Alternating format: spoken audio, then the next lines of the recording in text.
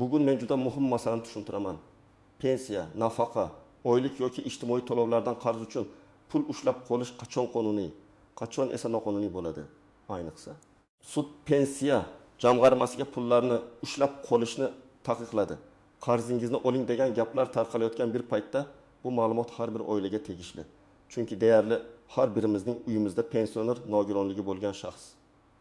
Bo'g'uvchisini yo'qotganlar uchun nafaqa oluvchi, bolalar puli oluvchi yoki kredit qarzi bor odam bor.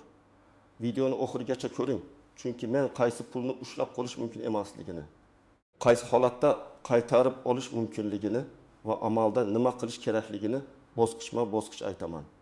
Hozirning o'zida kanalga obuna bo'ling, like bosing, chunki bunday ma'lumotni bilmagan odam o'z pulidan ayrilib qoladi. Avvalo muammoning o'zagini tushunaylik. Ko'p odamlar kredit oladi, kommunal qarzi bo'ladi, aliment qarzi bo'ladi, sud qarori chiqadi yoki majburiy ijro byurosi ijro hujjati yuboradi. Shundan keyin bank hisob raqami, plastik karta oylik, pensiya yoki nafaqa ustiga cheklov qo'yilishi mumkin. Oddiy odam buni ko'rganda davlat olib qo'yapti, demak qonuniy deb o'ylaydi. Lekin har doim ham unday emas. Qonunda ayrim to'lovlar bor. Ularni qarz evaziga to'liq ushlab qolish mumkin emas. Ba'zi to'lovlardan esa umuman ushlab qolish taqiqlanadi. Ba'zi hollarda faqat ma'lum foizgacha ushlab qolinadi. Sudlar aynan shuni ko'rib chiqadi. Insonning yagona yashash manbai bo'lgan pulni to'liq olib qo'yish mumkinmi yoki yo'qmi? Oldin amaliyotda nima bo'lardi? Masalan, odamning bank kartasiga pensiyasi tushadi. U odam kreditdan kechikkan bo'ladi yoki eski qarzi bo'ladi. Bank yoki ijro organi hisob raqamiga cheklov qo'yadi. Natijada 20 million 200 ming so'm pensiya tushsa, hammasi yechilib ketadi yoki karta bloklanib qoladi. Pensioner doriga pul ola olmaydi, kommunal to'lov qila olmaydi. Non sotib olishga ham qiynaladi. Ko'p odamlar bu mening pensiyam-ku, nega hammasini olib qo'yishyapti deb so'raydi. Mana shu joyda muhim farq bor. Qarz borligi bitta masala, qarzni undirish tartibi esa boshqa masala. Qarz borligi davlatga yoki bankka hamma narsani istagancha qilish huquqini bermaydi. Hozir esa ko'plab fuqarolar sudga murojaat qilib, pensiya yoki ijtimoiy to'lovlardan noqonuniy ushlangan pullarni qaytarib olishga erishyapti. Sudning asosiy mantiqi shunday: fuqaroning yashashi uchun zarur bo'lgan minimal mablag'ini, qonunda himoyalangan to'lovlarini, ayniqsa ijtimoiy maqsaddagi pullarni asosiy ushlab qolish mumkin emas.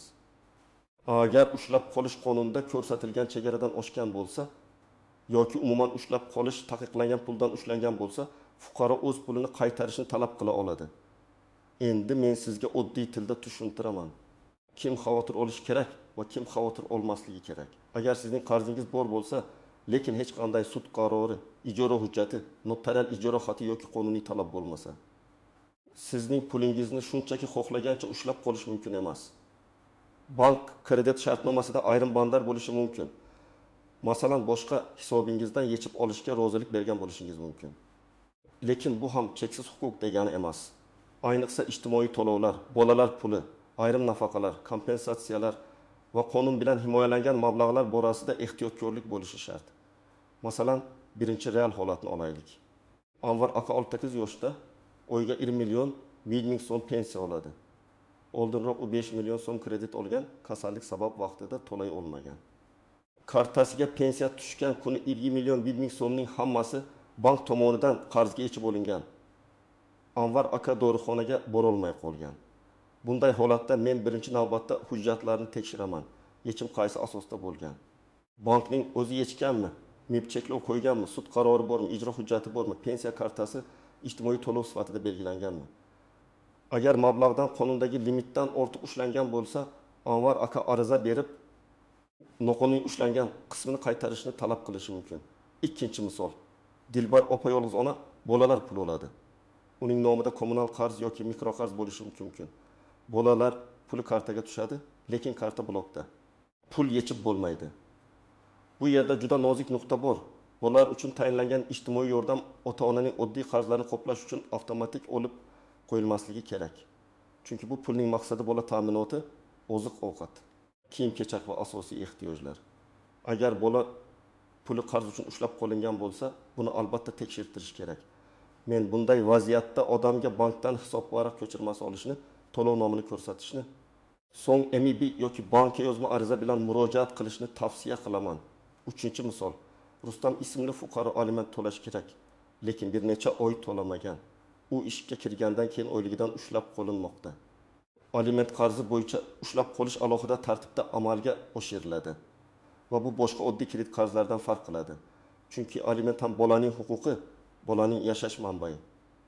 Shuning uchun aliment undiruvda foizlar yuqoriroq bo'lishi mumkin. Bu holatda mening oyligimdan umuman ushlamang deyish to'g'ri bo'lmaydi. Lekin baribir hammasini olib qo'yish odamni butunlay mablag'siz qoldirish ham masala tug'diradi. Har bir holatda ijro hujjati, qarzdorlik miqdori va ushlab qolish foizi tekshiriladi. 4-misol. Pensionerning 900 ming so'm pensiyasi bor. U kommunal qarz uchun sudga berilgan. Sud qarori chiqib, MIB ijro boshlagan. Bu yerda qarz haqiqiy bo'lishi mumkin. Lekin ijro tartibida pensionerning pensiyasidan faqat qonunda ruxsat etilgan qismi ushlab qolinishi kerak. Agar pensiya butunlay bloklanib, fuqaro naqd pul ola olmay qolsa, bu ijro tartibini noto'g'ri qo'llash bo'lishi mumkin. Fuqaro qarzim yo'q demayapti. U qarzimni qonuniy tartibda undiring, lekin yashashim uchun kerak bo'lgan pulimni to'liq olib qo'ymang deyapti. Sudlar ko'pincha aynan shu mantiqqa qaraydi. Endi kim xavotir olmasligi kerak? Agar sizda hech qanday qarz bo'lmasa, sud qarori bo'lmasa, ijro hujjati bo'lmasa, kartangiz odatdagidek ishlayotgan bo'lsa, vahimaga tushmang. Lekin baribir hisob raqamlaringizni, kredit shartnomalaringizni, bank ilovasidagi roziliklaringizni tekshirib qo'ying. Chunki ko'p odamlar kredit olayotganda shartnomani o'qimaydi. Avtomatik yechib olishga roziman degan band bo'lishi mumkin. Yana kim xavotir olmasligi mumkin? Agar siz qarzni ixtiyoriy to'layotgan bo'lsangiz va bank bilan grafik bo'yicha kelishgan bo'lsangiz, hisobingizga ijro cheklov qo'yilmagan bo'lsa, sizda muammo bo'lmasligi mumkin. Lekin pensiya yoki ijtimoiy to'lov kartangizga begona yechimlar bo'layotganini ko'rsangiz, darhol hujjat talab qiling. Endi eng muhim qism. Qaysi pullar bo'yicha ehtiyot bo'lish kerak? Birinchidan, pensiya. Pensiya odamning mehnat faoliyati yoki qonuniy huquqi asosida oladigan doimiy daromadi. Undan ayrim qarzlar bo'yicha ushlab qolish bo'lishi mumkin. Lekin hammasini emas va qonundagi chegaralardan oshmagan holda. Ikkinchidan, nafaqalar. Nogironlik nafaqasi, boquvchisini yo'qotganlik nafaqasi, ijtimoiy yordam pullari alohida himoyaga ega bo'lishi mumkin. Uchinchidan, bolalar puli va kam ta'minlangan oilalarga beriladigan yordamlar. Bu pullar maqsadli to'lov hisoblanadi.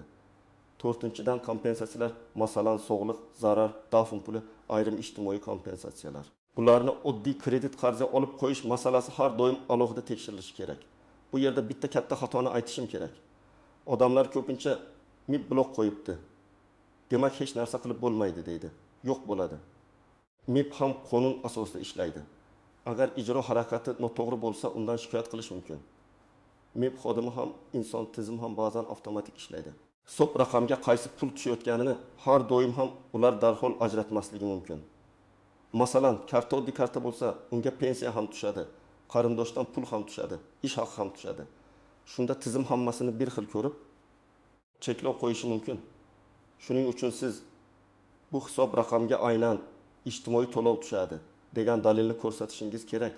Yana bir nozik masala, bank kartasiga pul tushgach, u ijtimoiy to'lov sifatini yo'qotadimi yoki yo'qmi? Amaliyotda banklar ko'pincha pul hisobga tushdi. Endi bu oddiy mablag' deb qarashi mumkin.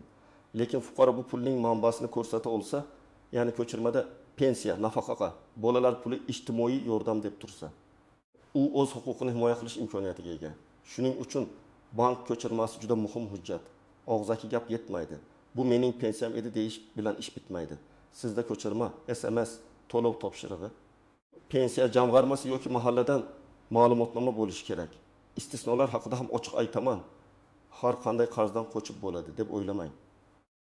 Agar sud qarori kuchga kirgan bo'lsa, qarzni undirish mumkin. Agar aliment qarzingiz bo'lsa, bolaning huquqi ustuvor. Agar siz davlatga zarar yetkazgan bo'lsangiz, jinoyat natijasida zarar bo'lsa, ayrim to'lovlar bo'yicha undirish tartibi keskinroq bo'lishi mumkin. Agar siz kredit shartnomasida aniq va tushunarli ravishda hisoblaringizdan yechishga rozilik bergan bo'lsangiz, bank shunga tayansa, baribir nizoni alohida ko'rib chiqish kerak bo'ladi. Ya'ni sud taqiqladi degan gap hamma holatda endi hech kim hech narsa ushlay olmaydi degani emas. Gap qonunga zid limitdan ortiq maqsadli ijtimoiy to'lovlardan asosiy ushlab qolish haqida ketmoqda. Yana bir tuzoq, odam qarzini tan olmaydi, lekin sud qarori allaqachon chiqqan bo'ladi.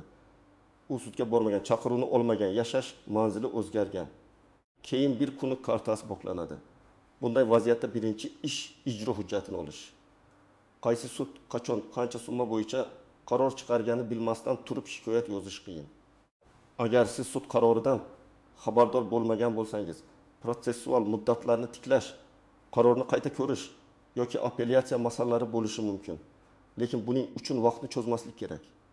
Bir oy o'zi yechilib qolar desangiz, pul ushlanishda davom etadi. Endi amaliy qadamlarni aytaman. Birinchi qadam, pulingiz qayerdan va nima uchun ushlanganini aniqlang. Bank ilovasidan ko'chirma oling. Agar ilovada yetarli ma'lumot bo'lmasa, bank filialiga boring va yozma ravishda hisob varaqdan ko'chirma so'rang. Ko'chirmada sana summa, pul tushgan manba va pul yechilgan asos ko'rinishi kerak. MIB yechdi, kreditga yechildi, inkasso. Ijro hujjat kabi yozuvlar bo'lishi mumkin. Ikkinchi qadam, MIBda ijro ishi bor yo'qligini tekshiring. Hududingizdagi majburiy ijro byurosiga murojaat qiling yoki elektron xizmatlar orqali qarzdorlikni tekshiring.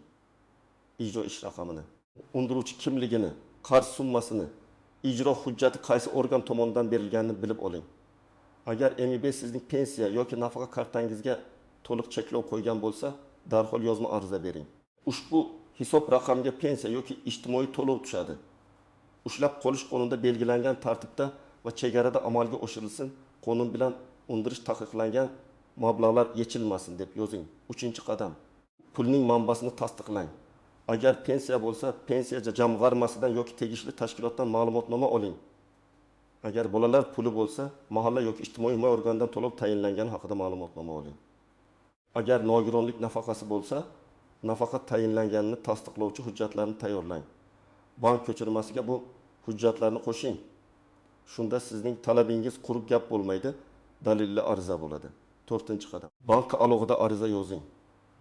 Bankdan shuni so'rang: pul qaysi hujjat asosida ushlangan, kimning topshirig'i bilan yechilgan, kredit shartnomasining qaysi bandiga tayanilgan. Agar MIB bo'lsa, ijro hujjati raqami ko'rsatilsin. Arizada ijtimoiy to'lovlardan yoki pensiya mablag'laridan qonunda belgilangan limitdan ortiq ushlab qolingan summa qaytarilsin deb yozish mumkin. Arizani 2 nusxada tayyorlang. Bitta nusxasini topshirasiz. Ikkinchisiga qabul qilingan sana muhr yoki ro'yxat raqamini oldirasiz. Agar elektron yuborsangiz, javob keladigan tarzda yuboring. 5-qadam, MIB harakatidan shikoyat qiling. Agar MIB arizangizga javob bermasa yoki cheklovni olib tashlamasa, yuqori turuvchi MIB organiga, prokuraturaga yoki sudga shikoyat qilish mumkin. Shikoyatda hissiyot emas, fakt bo'lsin. Qachon qancha pul tushdi, qachon qancha ushladi. Bu pulning manbasi nima? Nega siz buni noqonuniy deb hisoblaysiz? Qanday talab qo'yapsiz? Masalan, 2025 yil o'lim mart kuni hisob raqamimga 1.200.000 so'm pensiya tushgan. Shu kuni ushbu mablag' to'liq ushlab qolingan. Pensiya mening yagona daromad manbaim hisoblanadi. Qonunda belgilangan tartibga zid ravishda to'liq ushlab qolingan summani qaytarishni va keyingi ushlovlarni belgilangan chegarada amalga oshirishni so'rayman. 6-qadam. Sudga da'vo yoki shikoyat tayyorlash. Agar bank yoki MIB pulni qaytarmasa, sud orqali talab qo'yish mumkin. Bu yerda talab mazmuni holatga qarab farq qiladi. Ba'zida MIB harakatini noqonuniy deb topish so'raladi. Ba'zida bankdan noqonuniy yechilgan summani undirish so'raladi. Ba'zida ijro harakatini to'xtatish yoki ushlab qolish foizini kamaytirish so'raladi.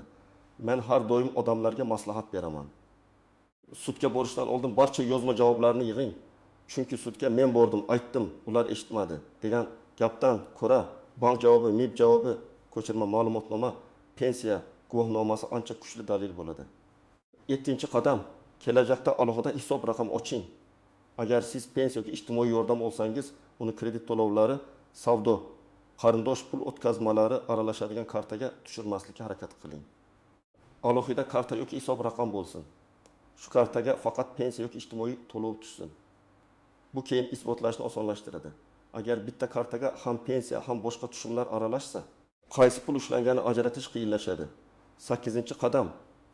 Kredit olayotganda shartnomani o'qing. Ayniqsa akseptsiz yechib olish, qarzdor roziligisiz hisob varaqlaridan yechish. Barcha bank hisob raqamlaridan undirish kabi bandlarga e'tibor bering.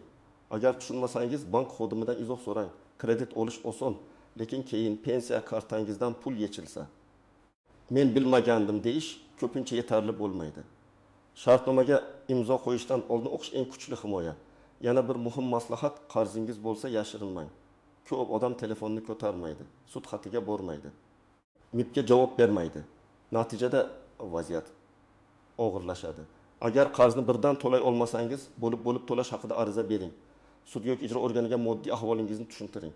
Pensiya miqdori, oilaviy ahvol, kasallik, dori xarajatlari, qaramog'ingizdagi shaxslar haqida hujjatlar bering. Ba'zi holatlarda ijroni kechiktirish, bo'lib to'lash, ushlab qolish miqdorini qayta ko'rib chiqish imkoniyati bo'ladi. Eng ko'p beriladigan savol. Agar allaqachon pulimni ushlab qolishgan bo'lsa, qaytarib olsam bo'ladimi? Javob holatga bog'liq, lekin imkoniyat bor. Hujjatlar bilan qonun isbotlansa, qaytarish talabi qo'yiladi. Masalan, 3 oy davomida har oy 20 million so'mdan pensiya to'liq olib qo'yilgan bo'lsa, jami 3 million so'm masala bo'ladi. Siz ko'chirmalar bilan har bir oyni ko'rsatasiz. Agar bank yoki MIB xato qilgan bo'lsa, qaytarish talab qilinadi. Lekin agar qonuniy ijro bo'yicha belgilangan foizda ushlangan bo'lsa, uni qaytarish qiyin bo'ladi. Shuning uchun avvalo huquqiy asosini tekshirish zarur. Ikkinchi savol, karta blokda, lekin ichidagi pul ijtimoiy yordam. Men nima qilaman? Darhol bankka va MIBga ariza. Arizada pulning manbasini ko'rsating, ma'lumotnoma qo'shing. Hisob raqamini blokdan chiqarish yoki ijtimoiy to'lovga nisbatan cheklov bekor qilishni so'rang. Og'zaki borib janjal qilishdan foyda kam. Yozma iz qoldiring. Har bir arizangiz ro'yxatdan o'tsin. Uchinchi savol. MIB aytyapti, biz faqat ijro qilyapmiz, bankka boring. Bank aytyapti, MIB qo'ygan MIBga boring. Kim javob beradi? Bunday aylantirishlar amaliyotda ko'p uchraydi. Shuning uchun ikkala tomonga ham yozma murojaat qiling. Bankdan cheklov kim tomonidan qo'yilganini yozma tasdiqlatib oling. MIBdan esa cheklov miqdori, asosi va qaysi hisob raqamlarga taalluqli ekanini so'rang. Keyin javoblarga qarab yuqori organ yoki sudga chiqasiz. Kim og'zaki nima degani emas, hujjatda nima yozilgani muhim. 4-savol. Pensiyadan qarz ushlash butunlay taqiqlanganmi? Har doim ham emas. Mana shu joyda noto'g'ri tushuncha tarqalmasin. Pensiya mutlaqo daxlsiz pul, undan hech qachon hech narsa ushlanmaydi deb aytish xato bo'ladi. Ayrim holatlarda pensiyadan ushlab qolish mumkin, lekin tartib, asos va chegara bo'lishi shart. Muammo shundaki, ayrim hollarda butun pensiya bloklanadi yoki qonunda belgilanganidan ortiq ushlanadi. Sudlar aynan shunday holatlarni noqonuniy deb topishi mumkin. 5-savol. Qarz meniki emas.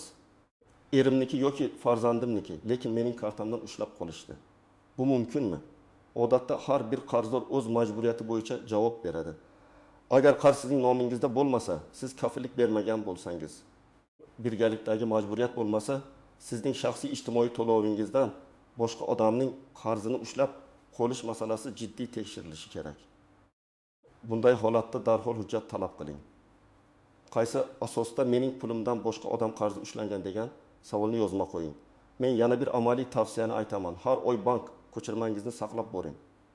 Ayniqsa pensionerlar va ijtimoiy yordam oluvchilar uchun bu juda muhim. Ko'p hollarda odam 6 oy oldingi yechimni eslaydi, lekin dalil topolmaydi. Bankdan ko'chirma olish mumkin, lekin vaqt ketadi. Telefoningizda screenshot, qog'ozda ko'chirma, SMS xabarlar saqlansin. Hujjat bor joyda huquqni himoya qilish osonlashadi. Agar siz sudga murojaat qilmoqchi bo'lsangiz, da'voda hissiy iboralarni kamaytiring. Meni qiynashyapti, adolat yo'q degandan ko'ra aniq yozing. Falon sanada falon summa tushgan, falon summa ushlangan, ushbu mablag' pensiya yoki ijtimoiy to'lov hisoblanadi. Ushlab qolish natijasida qonun bilan himoyalangan huquqim buzilgan. Shuning uchun ushlab qolishni noqonuniy deb topish va summani qaytarishni so'rayman. Sud aniq fakt va dalil bilan ishlaydi. Bugungi mavzuning eng katta xulosasi shuki, qarz bo'lsa ham insonning qonun bilan himoyalangan pullarini tartibsiz, to'liq va asossiz olib qo'yish mumkin emas. Pensiya, nafaqa, bolalar puli, ijtimoiy yordam kabi mablag'lar bo'yicha har bir ushlab qolish alohida tekshirilishi kerak. Agar sizning pulingiz noqonuniy ushlangan bo'lsa, jim turmang. Bankdan ko'chirma oling, MIBdan ijro hujjatini so'rang, pul manbasini tasdiqlang, yozma ariza bering, kerak bo'lsa sudga murojaat qiling. Eng muhimi, men oddiy odamman. Baribir yuta olmayman deb o'ylamang. Huquqini hujjat bilan talab qilgan odam ko'p holatda natijaga erishadi. Agar sizda shunday holat bo'lgan bo'lsa, kommentariyada yozing. Pensiyangizdan, nafaqangizdan yoki bolalar pulidan ushlab qolishganmi? Qancha summa yechilgan? Bankmi yoki MIBmi? Men keyingi videolarda eng ko'p uchraydigan vaziyatlarni alohida tahlil qilib beraman. Video foydali bo'lgan bo'lsa, like bosing. Yaqinlaringizga yuboring. Ayniqsa pensionerlar va ijtimoiy yordam oladigan oilalarga yetkazib qo'ying. Kanalga obuna bo'ling. Chunki men sizga pulingizni, huquqingizni va tinch hayotingizni himoya qilishga yordam beradigan eng kerakli ma'lumotlarni tushunarli qilib berishda davom etaman.